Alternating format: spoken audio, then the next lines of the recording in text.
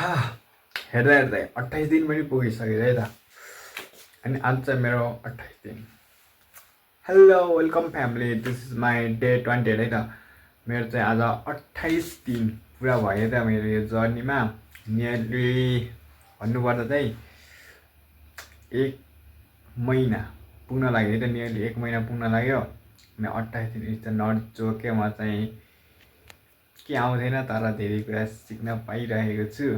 And I am so happy. केही नभने पनि, जस्तो भने पनि, जे भए पनि होइन, कस्तो पनि आफैमा इम्प्रुभमेन्ट आफैमा देखिरहेको के। म त केही बोल्न आउँथेन के, कसरी बोल्ने के गर्ने भन्ने केही हुन्थेन, तर इम्प्रुभमेन्ट चाहिँ आफै थोरै थोरै हुँदै जाने रहेछ। So I am happy on that है। त्यो कुरामा चाहिँ म एकदम खुसी छु। अनि त्यही हो, धेरै थोरै जे भयो नि भ्युज पनि आइरहेको छ। अब त्यही हो, सुरुमा स्टार्टिङमा चाहिँ अब कसैले चिनेको हुन्छ र त्यो राम्रो सपोर्ट आउनलाई होइन।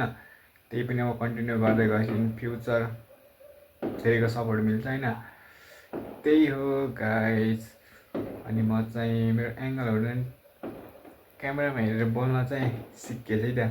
यो पनि एउटा ठुलो इम्प्रुभमेन्ट नै हो मेरो भन्न चाहन्छु कि कस्तो कहाँतिर गएर फोकस गर्ने भन्ने चाहिँ धेरै कुरा थाहा भइसकेको छ, तर धेरै कुरा थाहा हुन बाँकी नै छ। अब धेरै कुरा थाहा भयो भन्नाले अब थाहा भएछ भनौँ न, थोरै थोरै इम्प्रुभमेन्ट भइरहेको त्यो कुरामा। त्यही हो, इन फ्युचर अझै राम्रो हुँदैछ। सो आजसम्म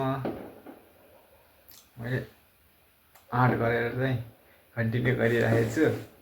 राम्रो नभए नि आँट चाहिँ छ है त, कन्टिन्यू छ। त्यही हो। ओके गाइज, आजको लागि यति नै। See you in next video.